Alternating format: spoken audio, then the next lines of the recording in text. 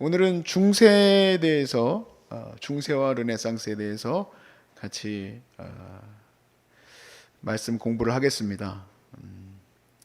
로마가 제국이었죠. 제국이라는 말은 이제 나라들을 많이 다 자기네 나라로 만들어 놓은 것을 제국이라고 불러요. 아주 큰 나라가 되었습니다. 거대한 나라를 너무너무 거대해진 이 나라를 다스리려고 하다 보니까 너무 많으니까 이게 어려운 거예요. 그래서 364년에 발렌티아누스라는 황제가 있었었는데 이 사람이 나라를 반으로 딱 쪼갰습니다. 이게 너무 커서 안 되겠다. 그래서 동생한테 반 나눠주고 자기가 반 갖고 일단 잘 다스려 보려고 그렇게 한 거예요. 그래서 동생인 이제 발렌스라는 황제한테 그 친구한테도 이제 아우구스티누스라고 황제 칭호거든요. 그걸 이제 주고 너는 저쪽 동쪽 지역을 다스려라. 로마로 보면은 동쪽을 다스리라. 나는 이쪽 서쪽 이탈리아라든지 이제 핵심 지역이죠. 갈리아라든지 이런 지역들을 자기는 다스리고 동생에게는 동쪽을 다스리라고 나눠줬어요. 그래서 이제 동쪽과 서쪽으로 로마가 나눠지게 된 거예요. 그것으로 인해서 그러니까 나라가 너무 커가지고 반으로 쪼개서 나누다 보니까 그렇게 된 거죠. 그런데 문제가 뭐냐면 갑자기 북쪽에서 야만인들이 내려와서는 서로마를 박살내버린 거예요. 그래서 서로마가 476년에 멸망하고 맙니다. 자, 우리가 지난 조금 한 2주 정도 지난 것 같은데 서방 기독교에 있어서 기독교의 그 서방 교회와 또 동방 교회가 있었어요. 그런데 이 동방 교회는 헬라어를 중심으로 언어를 썼었고 서방 기독교는 라틴어를 중심으로 그 언어를 썼었어요. 나라가 워낙에 이게 저기가 크다 보니까 제국이 크다 보니까 언어적으로 나눠져 있었었죠. 근데 사실 기독교라는 거는 이게 좀 이해라는 게 되게 어렵잖아요. 예수님에 대해서 이해한다는 게 참 어려운 부분이에요. 사실 하나님 참 신이시면서 참 인간이라는 이 말이 이게 얼마나 이해하기가 어렵습니까? 그러니까 서로 간에 계속해서 사실은 그 교리적으로 대화가 돼야 되는데 대화가 어려운 거예요. 이유는 왜 그러냐면 언어가 달라서. 동방 기독교와 서방 기독교가 더 이렇게 담 싸듯이 이렇게 나눠진 이유는 사실은 언어가 큰 문제였어요.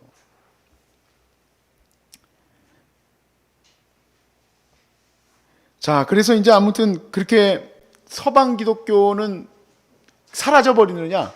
그렇지는 않습니다. 하나님의 역사죠. 동방은 동방 로마와 함께 동방 기독교는 계속해서 잘 지내게 됐지만 서방 기독교가 없어진 건 아니에요. 서방 로마는 무너져 버렸지만 이게 너무너무 은혜로운 게 이 야만인들이요 예수를 믿게 돼요. 흐려서 잘 안 보이시죠? 안 보이셔도 상관없어요. 그냥 하나씩 그냥 갖고 계세요. 안 보이는 건 어쩔 수 없습니다. 그래서 서방 그 로마는 야만인들에 의해서 다 부서졌지만 기독교는 더 확고해졌어요. 그래서 교황이 없어지지가 않았어요. 계속 교황은 프랑크 왕국과 또 독일 이쪽에 계속해서 지역 전체를 다스리는 황제같이 그렇게 그냥 교황이 있게 됐죠. 자, 7세기에 들어서면서부터 이슬람의 세력이 굉장히 강력해집니다. 이슬람 세력들이 막 지중해 연안으로 막 들어오게 돼요. 그리고 나서는 11세기에 이르러서는 세 가지의 주요 세력이 딱 이 세계 지도를 딱 펼치게 되면 이 11세기에 들어서 안정적으로 딱 그 자기 지역들을 맡고 있는 사람들이 있는데 첫 번째는 아주 정말 천의 요새예요. 사실은 요즘 젊은이들은 막 그런 어떤 영화 같은 거 많이 보는데 중세에 대한 영화들을 보면 빠지지 않고 나오는 곳이 있어요. 콘스탄티노플이라는 곳이에요. 천의 요새. 이 바다를 딱 대고 있고요. 이쪽 뒤로도 들어가기가 어렵습니다, 사실은. 근데 그 콘스탄티노플을 정복했었던 그 오스만 그 제국은 진짜 대단한 사람들이에요. 이걸 어떻게 무너뜨렸을까? 제가 알고 있는 그 역사적 또 배경 중에 하나는 뭐냐면 콘스탄티노플을 부수기 위해서 배를 산으로 짊어지고 넘어갔어요. 하루 만에. 이런 일이 있을 수 있을 거라고 상상도 못하는 그런 일을 하게 됩니다. 그래서 결국에는 이 천의 요새는 절대 누구도 부술 수 없었어요. 그래서 사실 서방 그 로마가 무너지고 나서 1000년 동안을 콘스탄티노플은 딱 자기 성에 딱 들어가 가지고 그냥 자기만의 세상에서 살았었죠. 그게 첫 번째 세력이에요. 콘스탄티노플의 그 비잔티움. 그리고 아까 이제 사실은 서방 로마 쪽에 우리가 사실은 유럽을 여행을 안 가서 그 로마, 뭐 프랑스, 독일 이쪽 지역의 그 지도가 잘 머릿속에 들어오지는 않습니다. 그냥 우리의 그 느낌에 그렇게 가시면 돼요. 그걸 꼭 어느 지역이다 하고 그려볼 필요도 없어. 저는 사실 세계사 시간에 막 세계사 선생님이 칠판에다 딱 대고 쫙 그 그림 그리면 이야 기가 막히다. 진짜 잘 그린다. 근데 머릿속에 남는 거 하나도 없더라고. 그거 시험 보면 다 틀려. 생각이 안 나. 그래서 그려서 뭐 여러분한테 드릴 필요는 별로 없어. 그냥 다만 유럽 지역이라고 보시면 돼요. 유럽 지역. 그래서 독일, 프랑스, 저지대 국가들, 이탈리아 북부 지역, 이 지역들이 기독교의 그 교황을 중심으로 한 또 하나의 세력이고, 아까 말씀드렸던 7세기부터 이슬람이 강화되기 시작했다고 그랬죠. 그래서 남부, 지중해 남부와 동부 멀리까지 상당 부분에 아우르는 이슬람 칼리프 왕조가 탁 자리를 잡고 있었습니다. 자, 서방교회하고 동방교회가 한 가지 주장으로 인해서 완전히 분립돼 버려요. 그게 뭐냐면 성령님이 서방교회에서는 아버지와 아들로부터 나온다 라고 이제 교리를 확고히 했는데, 동방교회에서는 성령은 아버지로부터 나온다, 아버지로부터만 나온다 라고 주장하다가 보니까 서로 이것이 이제 연결이 안 되어져서 결국에는 이제 1054년에 서방 가톨릭과 동방 정교회가 완전히 분립되어 버려요. 그 전에도 안 그래도 언어적으로 서로 교통이 잘 안 되는 판에 이 교리 하나 가지고 이제는 완전히 니네하고 우리는 이제 따로 빠이빠이 하고 완전히 갈라지게 돼요. 사실 우리 이제 그 캐톨릭이 아니라 우리 개신교의 신학의 뿌리는 동방교회가 아닙니다.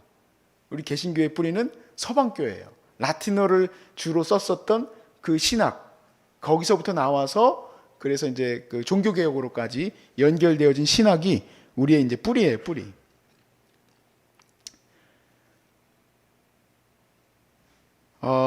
중세 시대를 얘기를 하자면 언제를 얘기를 하느냐? 사실 이제 그 서방교회, 서방 로마가 완전 이제 부서지게 된 그때로부터를 이제 얘기를 해요. 그래서 410년에 게르만의 추장 알라르크, 저도 맨날 이걸 나누지만 이런 이름들은 되게 안 외워져요. 성경 이름들도 아니고 여러분도 외울 필요는 없습니다. 아무튼 그 야만인들이 로마를 정복했던 때부터를 중세의 시작이다라고 말합니다. 자, 이때부터 이제 서방 기독교의 중심지가 바뀌게 돼요. 샤를마누 대제라는 분이 있는데 이 사람이 신성 로마 제국, 로마의 또 다른 모습으로 황제직을 얻게 되는데, 이 사람이 교황으로부터 이 황제직을 얻어요. 그러니까 황제가 교황보다 먼저 있는 게 아니라 교황이 황제보다 위에 있던 거예요. 그래서 이 사람은 아주 정말 교회의 예술, 교회의 종교, 교회의 문화를 아주 정말 크게 부흥시킨 사람이에요. 이걸 이제 까를롱고 르네상스라고 하는데, 샤르마누의 통치 기간에 아주 정말 이런 교회 부흥의 운동이 일어나게 되는데, 이거는 이제 황제의 힘을 얻어서 얻게 되는 거죠. 근데 이때 생겨나는 것들이 이제 우리가 기억해야 될 부분인데, 그게 바로 뭐냐면 수도원을 중심으로 한 학교가 생기는 거예요. 대학교들, 신학교들, 이런 것들이 수도원 운동과 함께, 우리는 이제 그 캐톨릭 하면은 그냥 교회가 막 부패하고 그러잖아요.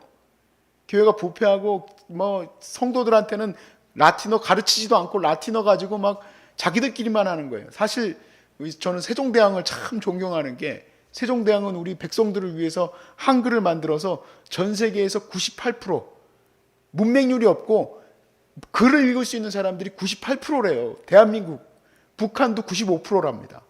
이 글이 굉장히 쉬워서 그런 거잖아요. 그런데 황희를 가르쳐 보니까 그렇게 쉬운 거는 아닌 것 같아. 되게 못 읽는데 아무튼 이게 글이 되게 쉬운 거예요. 백성들이 글을 읽을 수 있도록 그거를 고민하고 그 많은 사대주의자들을 그거를 뚫고 사대부들을 뚫고 그 글을 편찬하는 것 아니겠습니까? 근데 교회에서도 이게 종교개혁 때 올 때까지도요, 라틴어의 이 성경을요, 일반 성도들은 읽어보지도 못하는 거예요. 자기네 말로는 읽지를 못해요. 그리고 신성하거든. 성경의 이 신성함은 라틴어로만 읽어야 됐던 거거든. 자, 아무튼 그건 이제 나중 얘기고, 지금 이제 그런 어떤 신학적인 그런 어떤 배경과 이 모든 것들이 사실 굉장히 공부하고 또 그것을 탐구하고 연구하고 또 수련했던 사람들이 바로 이 수도원 사람들인데, 이 수도원의 부흥이 중세에 일어나게 되는데 그 시발점이 이 샤르마누 대제의 통치 기간인 신성 로마 제국 시대 때부터 시작되어져요. 그리고 그거와 함께 대성당의 학교도 함께 시작이 됩니다. 수도원 운동은 당연히 우리가 뭐 공부할 필요도 없이 자기들끼리 모여 살아서 공동체에서 모여 사는 거죠. 그리고 이제 6세기에 들면서 수도원이 굉장히 많이 늘어나는데, 그때 수도원에서 유명한 학교들이 대부분 어디 있었느냐? 프랑스에 있었다고 합니다. 프랑스. 그래서 프랑스에 있는 파리 대학에 아주 정말 기가 막히고 똑똑하고 뛰어난 사람 두 양반이 등장하는데, 그 사람들은 조금 이따가 얘기할게요. 아직 우리가 16세기까지 안 갔습니다. 6세기에 지금 얘기를 하고 있으니까. 자, 수도원에서는 또한 사람들에게 공부만 하는 게 아니라 그 구제하고 또 자기 자신을 청빈한 삶을 살고자 하는 그런 마음들을 계속해서 이제 자기들이 추구해 나갔죠. 그래서 유명한 수도회가 세 군데가 있는데, 도미니크 수도회, 프란체스코 수도회, 그리고 아우구스티누스 수도회가 있어요. 11세기 후반에 들어서면서부터 프랑스에서는 정치적인 안정이 이루어지면서 파리를 중심으로 한 대학교들이 유럽 지역의 지성으로서의 중심지 역할을 하게 됩니다. 지금도 파리 대학 하면은 되게 유명한 대학이라고 하는데 저는 잘 모르겠어요. 파리 대학이 얼마나 대단한 학교인지는 잘 모르겠는데, 파리 뭐 1대학 나왔다, 2대학 나왔다 뭐 그러면 되게 유명한 건가 봐요. 그래요, 선생님? 선생님 좀 유럽 좀 아시지 않나요? 전 유럽을 잘 몰라가지고. 아무튼 파리 대학교의 유명한 그 두 사람은 에라스무스하고 존 칼빈이에요. 장 칼뱅이 되게 유명한 사람입니다. 그리고 이 파리 대학교하고 맞수, 이와 함께 정말 그 당대의 최고의 대학으로 꼽혔던 대학이 영국의 옥스퍼드 대학이 유명한 대학입니다. 이 옥스퍼드 대학, 파리 대학, 이런 대학들은요, 정말 유서가 이렇게 깊은 대학들이에요. 다 어디에 근간을 두고 있냐면 신학의 근간을 다 두고 있습니다. 신학으로부터 그 대학들이 이렇게 유명해지기 시작한 거예요. 자, 그러면서 이제 14세기, 15세기에 이르면서 유럽의 대학들이 다 퍼져나가서 독일을 비롯해서 몇 곳에 중요한 대학들이 설립되어지게 됩니다. 자, 이런 대학들에서 수도원 운동에서 대학이 형성되어지고, 이 대학이 정치적으로 나라들이 안정화되면서 그 지성이 더 확대되어지기 시작하는 거예요. 자, 3세기, 4세기 들어오면서 로마가 멸망하고 오히려 멸망한 것이 은혜가 되죠. 왜냐하면 이게 그 북유럽 지역으로 쫙 기독교가 올라갑니다. 그러면서 기독교의 문화가 막 번창을 해요. 기독교 문화가 번창을 하면서 그 안에서 수도원 운동이 계속해서 활발하게 일어나면서 라틴어를 중심으로 신학이 더욱더 견고해지기 시작했다 이게. 우리가 동방 얘기를 왜 안 하냐면, 동방 기독교는 아까 말씀드렸던 콘스탄티노플이라는 섬과 같은 그 성에 딱 갇혀 있어요. 그 기독교가. 그러니까 우리는 그건 이제 배제시킬 수밖에 없어요. 물론 거기에서는 요즘에는 이제 많이 동방 기독교에 대한 영성에 대해서 좀 이렇게 높이 살려고 하는 부분이 있지만, 결국에는 그런 사상이 딱 거기에 매여 있었기 때문에 주류를 이루지 못해서 우리가 동방 기독교는 제쳐놓는 겁니다. 서방 기독교가 이렇게 번성을 해나가는 데 있어서요, 제가 이제 거기 나눠드린 걸 통해서 같이 나눌게요. 그 페트루스 롬바르두스의 네 권의 명제집이라는 책이 있는데, 자, 이 책이 바로 뭐냐면 중세 시대의 이 특징을 잘 얘기해 주는 책이에요. 중세 시대의 핵심이 뭐냐? 막 갑자기 논쟁을 불러일으키는 게 아니라 교부들이 했던 말들. 교부들이 누굽니까? 사도 다음이 교부예요. 이 교부들이 생각했었던 신학, 그러니까 최초의 그 신학들에 대한 논쟁을, 이건 도대체 무슨 말일까? 이건 어떤 의미일까를 계속해서 그 쟁점화하고 해석하고 설명하고 했었던 거예요. 그래가지고 그것들을 이해하려고 하다 보니까 이 신학자, 오리겐의 신학자, 뭐 누구의 신학자의 이런 저기가 모순이 일어난단 말이에요. 그러니까 이 모순들을 어떻게 잡아낼 것인가가 계속해서 논쟁이 되어졌던 부분들을 잘 써놓은 것이 이 롬바르두스의 네 권의 명제집이에요. 자, 거기에서는요, 심지어 거기에서는 되게 중요한 사람이 하나 있는데 아우구스투스예요. 아우구스티누스. 우리가 어거스틴이라고 그러죠. 80%가 인용되어 있다고 합니다. 자, 그 다음에 이제 중요한 신학적인 또 그 이야기들은 스콜라주의예요. 우리가 대략 기독교에서 조금이라도 공부를 하다 보면은 스콜라라는 그 이야기를 이제 듣게 되는데, 이 스콜라주의는 기독교의 이 개념들을 논리적으로 설명하려고 했었던 그 사람들이에요. 논리적으로 설명하려고 하는 거. 그래서 믿음에 대해서 우리가 믿사오니가 아니다. 믿음에 대해서 합리적으로 이성적으로 이해할 수 있도록 설명하려고 했고, 그리고 신학을 조직화했어요. 유명한 사람은 토마스 아퀴나스라는 사람인데, 이 사람이 이제 스콜라주의의 또 대표적인 사람이죠. 오캄 같은 사람들. 그 다음에 이제 중요한 게 이탈리아의 르네상스예요. 자, 이탈리아 르네상스는 앞에서 말했었던 기독교적이고 성경적인 것과는 조금 달라요. 이탈리아의 르네상스는 14세기에서 15세기에 이제 이탈리아에서 중심으로 옛날에 아테네, 그 아름다움, 그 인간이 가졌었던 그 아름다움을 다시 회복하고자 했었던 운동이에요. 자, 이 운동이 왜 나오게 되는 거냐면 사실은 기독교에 대한 반성으로 나오거든요. 기독교와 또 중세가 사실은 이 예술과 문화와 문학을 하는 사람들은요, 암흑기라는 얘기를 해요. 그래가지고 그때 당시에 중세 시대의 그런 어떤 그림들은 전부 성화야. 사람에 대한 그림이 없어. 그리고 전부 플랫해.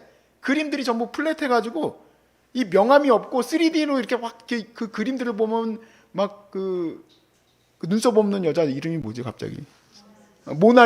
모나리자처럼 이렇게 뭔가 이게 뒤에가 이 사람이 움직이는 건가 하는 그런 느낌이 날 정도로 이렇게 그려야 되는데, 전부 중세시대 그림들은 막 창백해가지고 뒤에 예수님 뒤에 막 이렇게 무슨 그 빛나는 거 그런 거밖에 없고, 그러니까 막 그때는 막 예술적으로 문화적으로 아주 정말 암흑기다. 문화적으로도 예수님만 얘기해야 돼, 예수님만. 그러니까 이탈리아에서는 옛날로 돌아가자. 그러면서 그 옛날이 어디냐? 바로 그리스의 철학, 그리스 철학의 중심지였던 곳으로 돌아가자라는 이 운동이 이탈리아를 중심으로 한 르네상스 운동이에요. 근데 이 근간에 또 누가 있냐면요, 사실 14세기에 들어오면서 동방에 있었던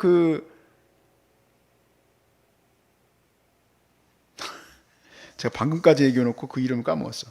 콘스탄티노플이 박살이 나버려요. 그게 무너져 버려요. 이슬람 때문에.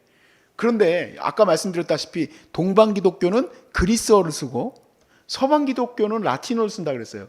이 사람들이 같이 이태리나 이런 쪽으로 이제 서방 쪽으로 다 도망가게 되죠. 거기 살 수는 없잖아요. 이슬람 사람들한테 어떻게 눌려서 합니까? 기독교인들이.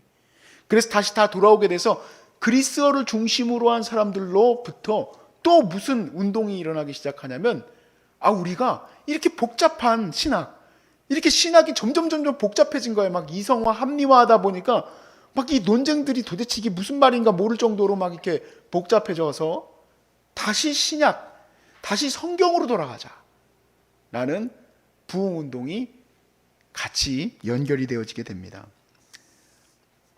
그래서 그 인문주의가 발흥하게 되는데, 인문주의 하면은 인간에 대한 그런 고민들, 인간에 대한 갱신 이런 것들이 이제 회복되는 거거든요. 그와 함께 기독교도 성경으로 돌아가자는 바로 이 사상이 형성되기 시작해요. 르네상스에. 그러면서 이 운동과 함께 무엇이 같이 맞물려 가게 되냐면 16세기에 들어서 드디어 기독교 내에서는 종교개혁이 불지펴지기 시작합니다. 종교개혁. 하나님 말씀으로 돌아가야 되는데 교회는 하나님 말씀으로 가르치고 있는 것이 아니었던 거예요. 자기들의 권위와 자기들의 전통으로만 이 사람들에게 자기들이 원하는 것들을 요구하다 보니까 이 사람들은 성경도 모르고 아는 것도 없이 맨날 그냥 교회만 가서 앉아있다가 나오는 거거든요. 그래서는 안 된다. 하나님 말씀으로 돌아가야 된다고 하니까, 그러니까 종교개혁은 무엇으로 시작되는 거냐면 하나님 말씀을 독일어로 번역하고 하나님 말씀을 프랑스어로 번역하면서 시작되는 거예요. 하나님의 말씀이 종교 지도자들만 위해서 있어서는 안 되는 거예요. 하나님 말씀이 성도들한테 와야 되는 거지. 성도들이 자기가 읽는 말씀으로 읽어야지. 예. 그래가지고 그 운동이 시작될 수 있었던 거예요. 단지 그냥 이거 우리가 봤을 때 카톨릭 이건 잘못됐다. 반박문 써가지고 그게 부흥운동이 일어났다. 그게 아닙니다. 하나님 말씀을 사람들에게 줌으로써 그들의 신학이 바른지 안 바른지를 성도들이 깨닫게 될 수 있었던 거예요. 그게 이제 부흥운동과 종교개혁이 같이 맞물려 들어가게 됐고, 당연히 이 종교개혁의 중심에는 우리가 잘 아는 마틴 루터나 또 칼빈이나 쯔빙글리, 사실은 한 명이 아닙니다. 마틴 루터가 혼자 한 게 아니고요. 각 지역의 여러 사람들이 이런 정신을 가지고 같이 이런 운동이 일어나게 되면서 약간씩 색깔은 다르지만 카톨릭의 이 보편교회가 다가 아니다. 이것은 잘못됐다. 우리는 하나님이 말씀하셨던 그 교회의 모습으로 돌아가야 된다. 말씀으로 돌아가야 된다. 오직 믿음으로 돌아가야 된다. 이렇게 종교개혁이 일어나게 됐습니다. 그래서 사람들이 사실은 굉장히 피비린내 나는 전쟁들이 그때 카톨릭과 개신교회에 계속 일어나게 되고, 그러면서 영국에 있었던 사람들의 종교개혁은 성공회 교회죠. 그렇게 바뀌게 되고, 그리고 거기서 막 그 핍박을 받았던 프로테스탄트 청교도인들이 이제 북아메리카로 넘어가죠. 그리고 거기에서 그 사람들이 아메리카 대륙에 하나님의 복음의 사람들이 이제 정복해 가면서 미국이 이제 소위 말해서 기독교 국가 같이, 기독교 국가는 아닌데 우리는 그렇게 또 생각을 하죠. 기독교 국가 같이 그렇게 세워져서 갈 수 있게 됐고, 그때 당시에 그런 어떤 신학과 또 그리고 그들을 가리키는 성도들을 가리킬 목사들을 세우기 위해서 세워졌던 뉴잉글랜드. 왜 뉴잉글랜드라고 하냐면 영국이 아니에요. 미국은 영국에서 새로 만들어 놓은 땅이니까. 근데 거기를 미국의 처음 정착지를 뉴잉글랜드라고 했어요. 거기에 학교가 바로 하버드 대학교입니다. 하버드 대학교.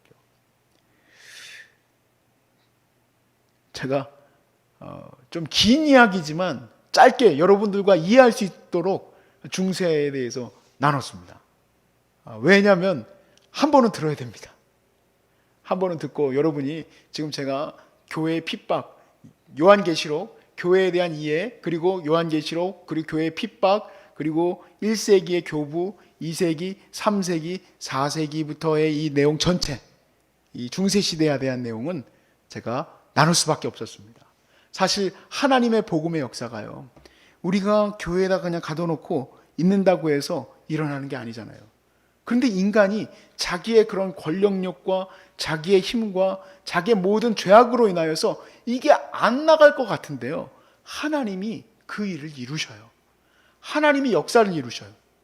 하나님이 도저히 이 복음이 전파되지 않고 그 400년대에 로마에서만 이 복음이 있으니까 야만인들이 이 로마를 깨트려 가지고 이 복음이 갑자기 무슨 터진 우유 팩이 터진 것처럼 쫙 하고 퍼져나가요. 북유럽까지 왜 기독교가 퍼져나갔냐? 놀랍게도 야만인들이 로마를 부셨기 때문에 그래요. 그러면서 유럽의 기독교가 부흥을 일으키게 되면서 아주 정말 하나님이 정말 이루시는 놀라운 역사들이 전 세계에 퍼져나가야 되는데 안 그렇게 돼요. 또 그렇게 하고 있으니까 어떻게 하느냐? 교회를 또 깨트리셔. 교회를 깨트리셔서 종교 개혁가들이 이 피비린내나는 전쟁에서 남아 있을 수 없으니까 이제 전 세계로 흩어져 나가면서 기독교는 말 그대로 전 세계로 퍼져 나오게 된 거예요. 그리고 제국주의와 여러 가지와 또 묻혀서 18세기, 19세기에 들어서 이렇게 아시아로도 복음이 전파되어지게 됐고, 그리고 우리 거룩한 복음이 이 조선 땅에도 전해지게 되고, 그리고 이 조선 땅에 전해진 이 복음은 지금 현재는 우리나라 전 세계에서 두 번째로 선교사를 많이 파송하는 나라 아닙니까? 다시 우리가 선교지로 선교사님들을 파송하고, 그리고 그곳을 선교화시키는 놀라운 역사를 일으키고, 그리고 저의 꿈은 북한을 여시고 하나님이, 그리고 중국을 여시고, 그리고 더 나아가서 다시 이슬람으로까지 들어갈 수 있는 이 놀라운 역사에 하나님이 우리 소중한 사람들을 쓰시기를 주의 이름으로 축복합니다.